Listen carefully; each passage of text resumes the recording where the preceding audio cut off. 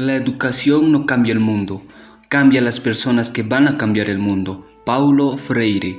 Con esta frase doy comienzo a mi exposición que lleva como título Saberes, conocimientos y prácticas anticoloniales del pueblo aymara quechua en Bolivia. Tenemos como autores a Esteban Ticona, Eduardo Leandro Nina Quispe, el político y el educador aymara.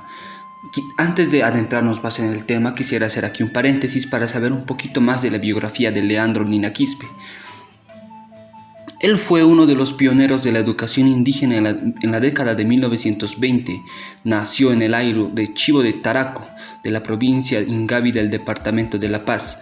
En la década de 1920 fue expulsado de su lugar de origen por los patrones de la hacienda. Entonces se estableció en la ciudad de La Paz y allí aprendió a leer y escribir por cuenta propia. Vamos al primer subtítulo. Dice: Educación del indio, primera etapa de lucha. Comprender la lucha emprendida por Eduardo Nina Quispe para que el indio tenga acceso a la educación es comenzar a recuperar en nuestras propias raíces culturales el intento de realizar una experiencia educativa, pero también significa la comprensión de una sacrificada lucha de aymaras, quechuas y otros pueblos nativos en búsqueda del acceso a la escuela. Al respecto nos señala Claure: ninguno de estos precursores de la educación indígena se libró de castigos, cárcel, amenazas, burlas e incluso a veces hasta la muerte.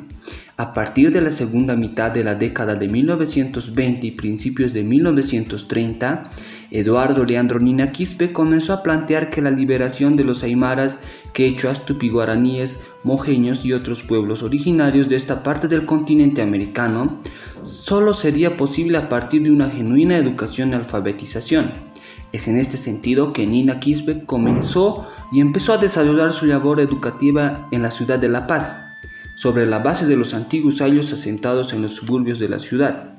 Se creó desde tiempos coloniales una serie de gremios indios. Estos gremios indios se vieron fortalecidos con la gran migración aymara que se intensificó en las décadas de 1910 y 1920 a raíz de la represión terrateniente.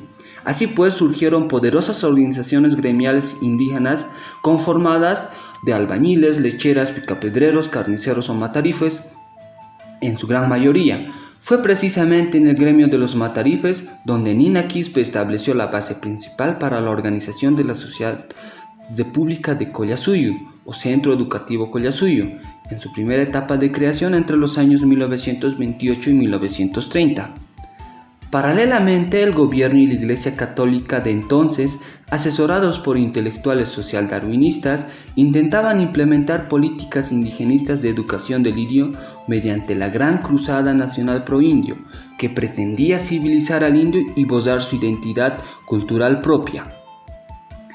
A su vez, el gobierno boliviano, a la cabeza del presidente Hernando Siles, mediante el Ministerio de Instrucción Pública, publicitaba la supuesta convicción de redimir al indio.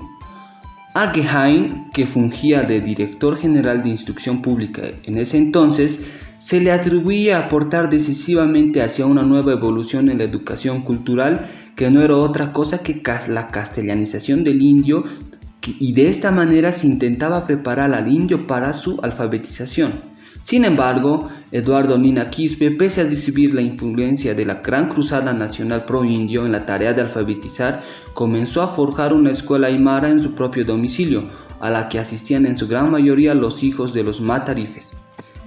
Y claro, esta experiencia no tardó en ser recibida con simpatía por importantes autoridades de gobierno e intelectuales progresistas.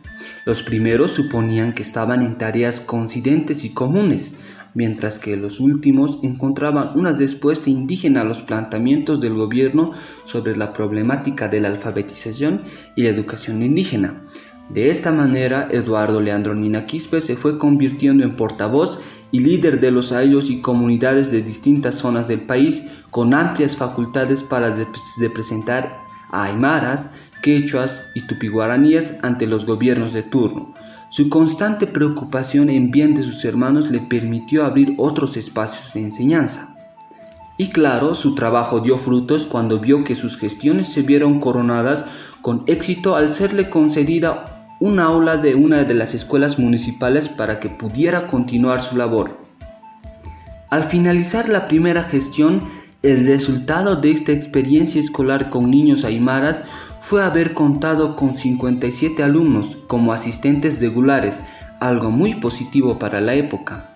Estas acciones se lograron sin el apoyo de ninguna subvención económica oficial, pues su labor gratuita como maestro se alternaba con el trabajo cotidiano para obtener su subsistencia. Los resultados de su trabajo encontraron eco en el presidente de entonces, Hernando Siles, con quien se entrevistó personalmente, ganándose la simpatía y el respaldo oficial de este. La experiencia educativa con niños aymaras y sus buenas relaciones con las principales autoridades intelectuales y dirigentes comunales contribuyeron a la maduración del pensamiento de Nina Quispe, quien ya tenía en 1928 el proyecto de crear la Sociedad República del Collasuyo o Centro Educativo Collasuyo. También maduraba la forma de implementar las tareas de alfabetización, de modo que quienes protagonicen la acción no fueran los propios aymaras analfabetos que debían educarse de acuerdo con su propia realidad nacional y cultural. Dice, conceptualización de educación y alfabetización. Nina Quispe profesaba un proverbio aymara que, traducido literalmente al castellano, decía: tanto a las personas grandes como a las personas pequeñas hay que mirar como gente, es decir, que sin distinción de edad o posición social es necesario el respeto mutuo entre personas, es decir, constituye uno de los principios éticos de la cultura aymara y por lo que en todas las instancias de relación social se haya garantizada una comunicación respetuosa. Es así que consideramos que Eduardo Nina Quispe aplicó este principio ético aymara en la enseñanza a los niños y en la tarea de alfabetización, convirtiéndolo en la base ideológica de su propuesta de educación. Y al respecto, él dice: lo primero que enseño es el respeto a los demás. Les explico el significado de la palabra justicia, haciéndoles ver los horrores que causa el alcoholismo, el robo y las consecuencias de estos vicios. Esta propuesta muestra que Nina Quispe no solo estaba preocupada por la educación, sino también por una formación integral de sus educandos dentro de los principios éticos e ideológicos de su cultura. Por eso buscaba que sus enseñanzas sean la toma de conciencia del indio respecto a su realidad de opresión e injusticia. Es en este entendido que planteaba una especie de educación liberadora, aunque no con un contenido de descolonización. Por eso se centraba en el tema de justicia, que era una idea avanzada y peligrosa para su época, ya que sus enemigos, que los llamaba caras o criollos, solo veían en su escuela el foco de formación comunista y una rebelión india. Su lucha contra la operación y explotación latifundista se hizo explícita en sus memoriales ante los poderes públicos.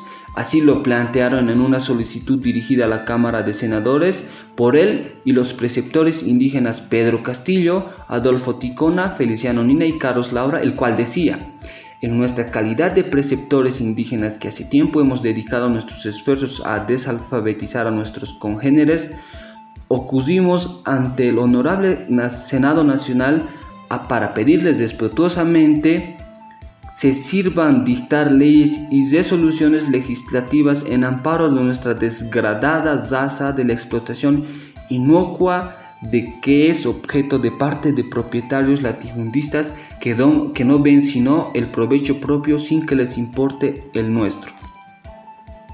Y claro, el marco agudo de este racismo que existía y que aún subsiste por parte de la oligarquía criolla con respecto a las sociedades indígenas nos lleva a deducir el difícil contexto en el que luchó y propugnó sus ideas. En este ámbito surgió el 23 de septiembre de 1929 la Sociedad de Educación Indigenal Collasuyo, que tenía como principal objetivo la difusión de estos mensajes de liberación enmarcados dentro de una tarea de alfabetización y de educación del indio por los propios indios. Y es a partir de este centro de educación indigenal que Eduardo Nina Quispe plantea que la solución al problema de la educación se dará a partir de la toma de conciencia de los propios indios y participación activa en el proceso de educación. Para finalizar, reflexionemos sobre toda esta lucha sacrificada que llevó Nina Quispe el cual ya planteaba importantes ideas sobre una educación liberadora y crítica, la cual nosotros como futuros docentes debemos tenerlo siempre presente. Gracias.